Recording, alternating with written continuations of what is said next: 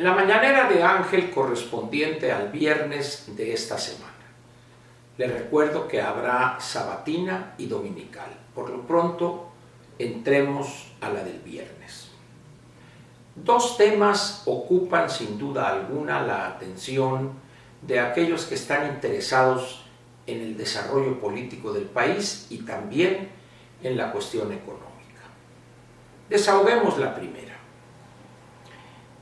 Ayer dio a conocer la secretaria de la Función Pública que después de una exhaustiva investigación sobre las cuestiones patrimoniales del licenciado Manuel Bartlett Díaz, encontró algo que, debo decir, ha sorprendido a millones de mexicanos. ¿Qué es ese hallazgo de la secretaria de la Función Pública? Repito, después de una revisión exhaustiva, total, encontró que el licenciado Manuel Bartlett no había incurrido en conflicto de interés alguno. Dicho en buen cristiano, encontró ella que el licenciado Bartlett es, para todo fin práctico, una blanca paloma, un funcionario impoluto, honrado al grado de la exageración, casi de la modestia y austeridad franciscana. ¿Esperaba usted algo diferente? ¿Se atrevió usted a dudar de la honradez prístina, completa, total del licenciado Bartlett? Digo, ¿a qué se debe usted eso? Un hombre que ha vivido de sus ingresos después de más de 30 años de servicio público, un hombre que se ha caracterizado por una modestia en su vivir. Otros son los que han aprovechado los puestos en el servicio público, pero él jamás. Y qué bueno que la secretaria de la Función Pública haya, después de una exhaustiva revisión, ratificado esa, vamos a decir, catadura moral del licenciado Bartlett. Reconforta que personajes así estén en el gabinete de López. Da seguridad, da una tranquilidad total para aquellos que realmente están interesados en que la corrupción se acabe. Aun cuando López dijo que en cuanto él tomara posesión, la corrupción se iba a acabar. Ha tardado un poquito y va a tardar otro poquito más, pero el licenciado Bartlett no estará ahí entre los corruptos. Bien, bienvenida pues esa gran noticia. Vayamos ahora al segundo tema. López anunció que no hará cambios en su gabinete, que los que están van a seguir. Muy bien. Hablemos un poco de los cambios en los gabinetes en gobiernos de países con economías abiertas.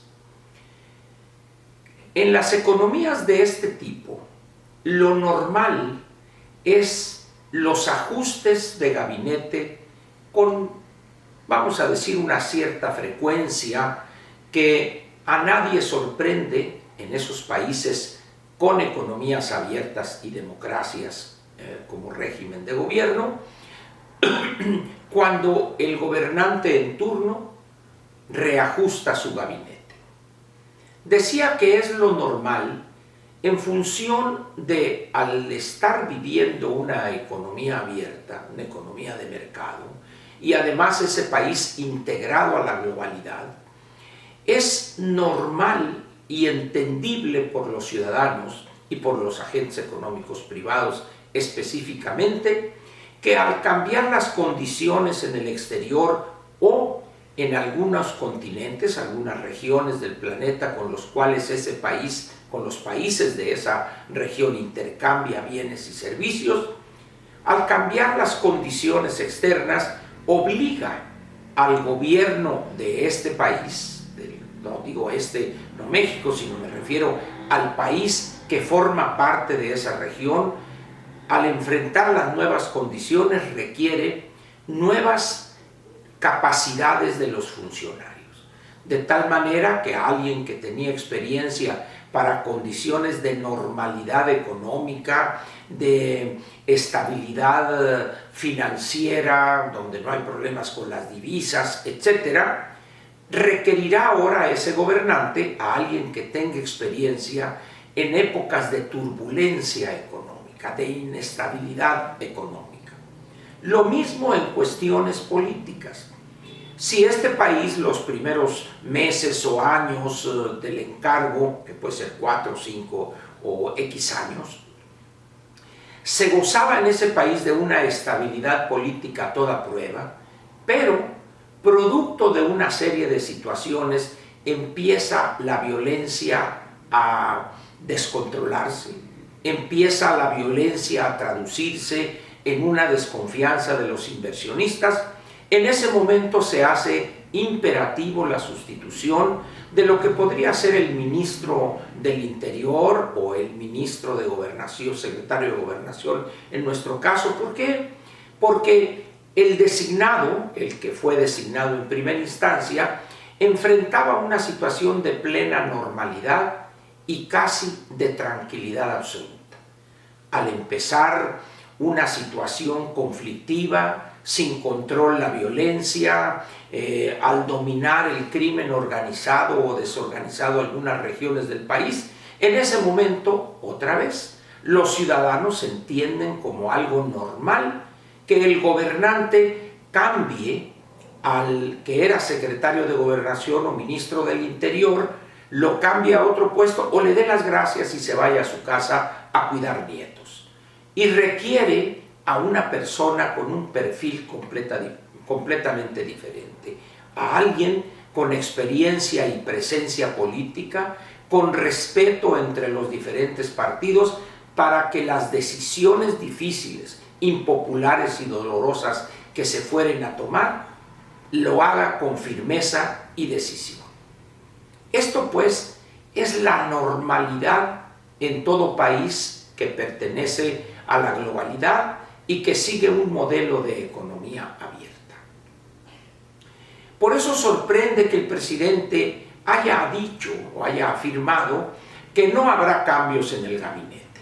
Muy bien. ¿Qué significa eso? Que la incapacidad más que evidente en estos primeros casi 13 meses va a seguir. Que una persona que ha hecho el papelazo, diríamos en mi tierra, como Esteban Moctezuma en la Secretaría de Gobernación, que ha inclinado la cerviz una y otra vez ante la CENTE, la CETEC y esos grupos de delincuentes, va a seguir lo que resta del gobierno. Que un personaje, pues que ya debería estar él sí cuidando bisnietos, siga al frente de la Secretaría de Comunicaciones y Transportes, el hombre Malboro, que lo ha ridiculizado el presidente una y otra vez. ¿Significa eso que el sedicente secretario de Hacienda va a continuar anunciando libros? ¿Significa eso que la persona que está al frente de la Secretaría de Salud, el doctor Alcocer, al cual no le permitiría como médico que le pusiera a mi fotografía un curita? ¿O quién más le diré? A alguien que se desconoce totalmente, una persona que está al frente de la Secretaría del Bienestar, o a mi estimado paisano, el Poncho Durazo, después de sus fracasos reiterados y el desorden que priva en lo que se refiere a la seguridad pública y la violencia desbocada, va a seguir. Y así podría ir analizando el resto, o seguirá la doctora Márquez elaborando mole artesanal, y el y el otro, y el otro, y el otro. Eso significa lo que afirmó López. Para decirlo en palabras coloquiales, no habrá baraja nueva. Usted no sé si recuerde aquellas películas mexicanas de la época de oro, donde Pedro Infante o Luis Aguilar o Jorge Negrete o algún otro de los grandes actores del cine mexicano, que estaban jugando albures o malía o con quiano, lo que fuere, un juego de cartas en la cantina, e iba perdiendo, y el malo de la película le iba ganando. En un determinado momento el muchacho bueno le habla al cantinero y le dice: baraja nueva, cantinero. Y el otro solícito llega con la baraja, la abre el muchacho que iba perdiendo, empieza a repartir y la suerte le empezó a cambiar. ¿Eso significa que no pedirá el presidente baraja nueva? ¿Se quedará con esas cartas desgastadas, súper conocidas, todas ajadas ya, vistas una y otra vez? Si efectivamente eso es lo que quiso decir y eso dijo, como decía mi mamá, que Dios nos agarre confesados. Por una razón muy sencilla: a esos que le mencioné y a otros más, no se les va a quitar lo incapaz, lo ineptos. Si no es gripa, para que se les quite. Con un diclofenaco se les calme el dolor de cabeza. No, hombre, esos así se van a morir, ineptos, incapaces para la gobernación. Pero el presidente tiene la facultad constitucional de mover, remover, designar, quitar, poner, cambiar, etc.